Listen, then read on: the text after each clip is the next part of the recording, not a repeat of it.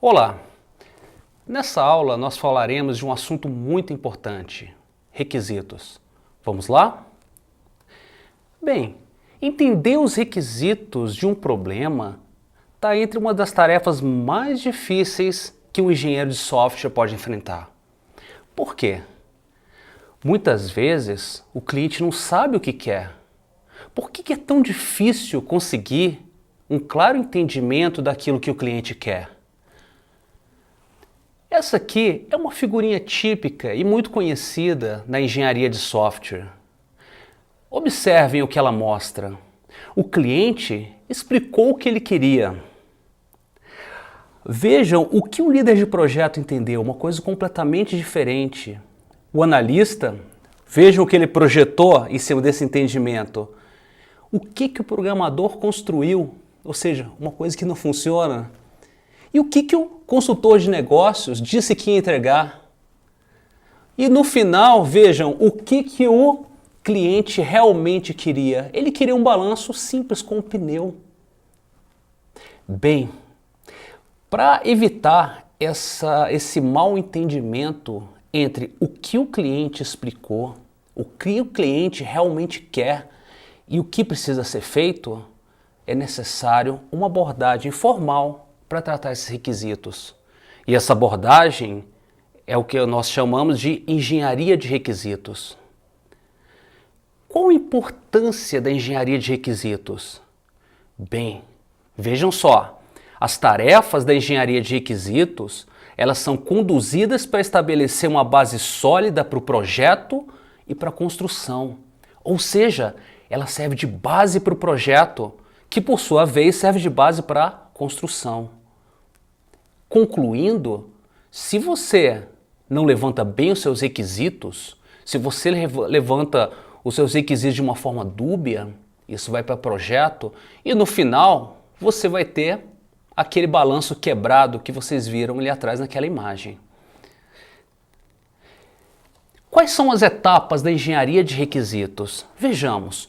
O Pressman aponta as seguintes etapas: concepção, levantamento, elaboração, negociação, especificação, validação e gestão de requisitos. Vamos falar um pouquinho de cada uma delas, que isso é importante.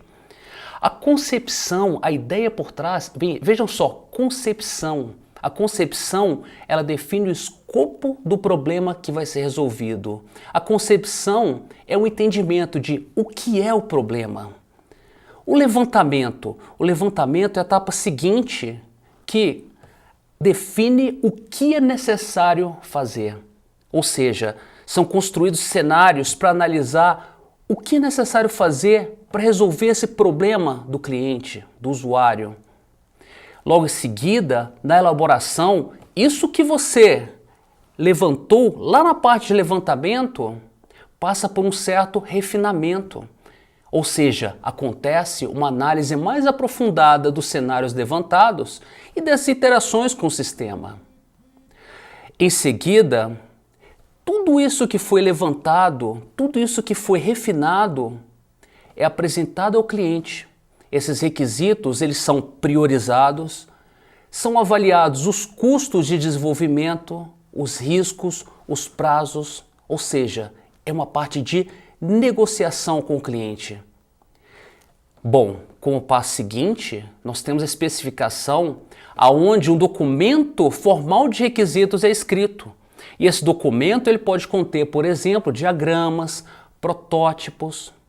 A validação é uma etapa seguinte e na validação nós fazemos uma revisão para eliminar ambiguidades, inconsistências, omissões e erros que foram encontrados ao longo desse processo. E finalmente nós temos aí a gestão de requisitos, que é um passo fundamental dentro de todas as etapas, pois é a gestão de requisitos que vai ser responsável por controlar e acompanhar mudanças, principalmente essas mudanças de escopo dentro dessa fase de levantamento de requisitos. Perfeito! De todas essas etapas, uma das mais importantes é o levantamento de requisitos, que é aquela fase que define o que é necessário fazer. Bom, e por que tão importante? Porque essa é uma das primeiras atividades para se criar um sistema.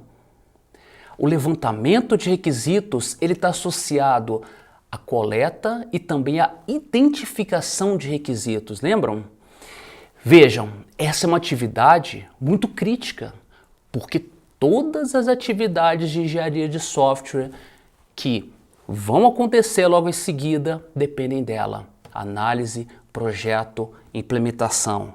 Perceberam? Um erro aqui vai ser levado para a etapa seguinte, vai passar para a etapa seguinte e por aí vai, né?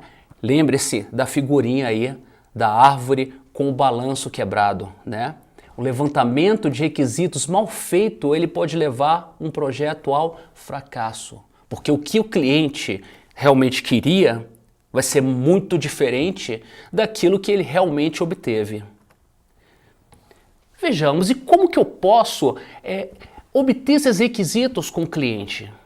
Uma maneira de obter esses requisitos é realizar reuniões, onde você vai ter nessas reuniões o pessoal da engenharia de software, o pessoal que está trabalhando no projeto, junto com outros envolvidos, como o cliente, né, o stakeholder, os interessados no sistema. É importante que nessas reuniões seja definida uma agenda, porque essa agenda ela vai definir o assunto que vai ser tratado. Nós precisamos ter foco, ok? E também é importante nós termos regras de participação, também pensando na questão do foco, para direcionar a nossa reunião para que ela seja proveitosa. É necessário você também prever a figura de um facilitador. O facilitador é uma pessoa que ela serve como aquele meio de campo. Ela dirige a reunião, ela intervém e, por exemplo, chama a atenção das pessoas. Olha, estamos desviando do assunto, vamos voltar, vamos focar aqui, ok? Em uma reunião também você geralmente utiliza um mecanismo de comunicação, que pode ser uma planilha, um gráfico, adesivos que você prega na parede, né? Tudo isso que servir para comunicar e tornar claro o que o cliente quer é válido nessa fase. Muito bem.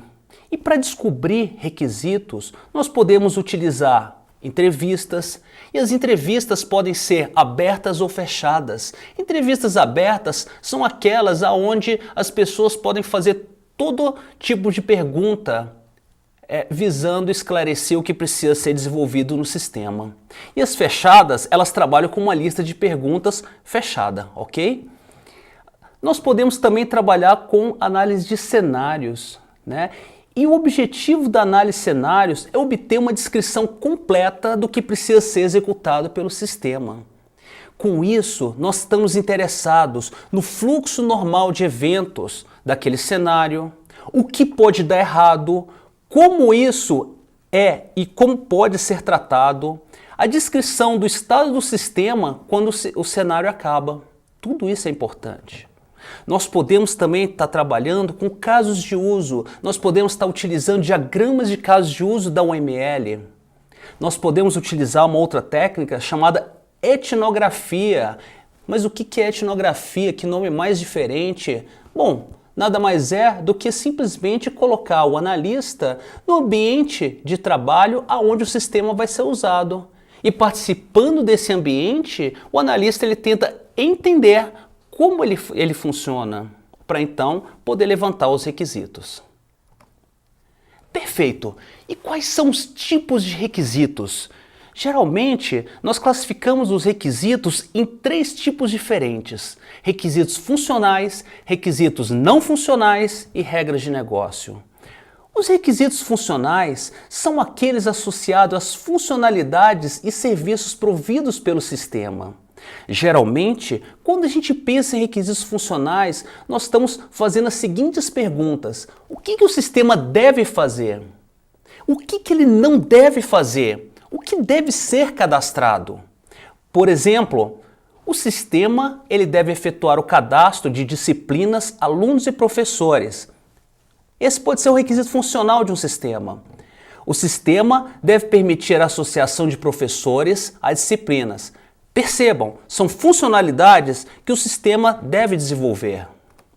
Requisitos não funcionais são aqueles que estão associados a propriedades e restrições do sistema, como, por exemplo, aspectos de segurança, de desempenho do sistema, a linguagem de programação que vai ser utilizada. Exemplo, requisito funcional número 1. O sistema deve ter um tempo de resposta menor do que 5 segundos. Requisito funcional número 2. O sistema deve ser desenvolvido na linguagem Java. Temos aqui um conjunto de requisitos não funcionais, uma classificação. E nesse momento, aluno, eu gostaria que você desse uma pausa no vídeo para analisar essa família de requisitos, ok? Vamos lá. Continuando.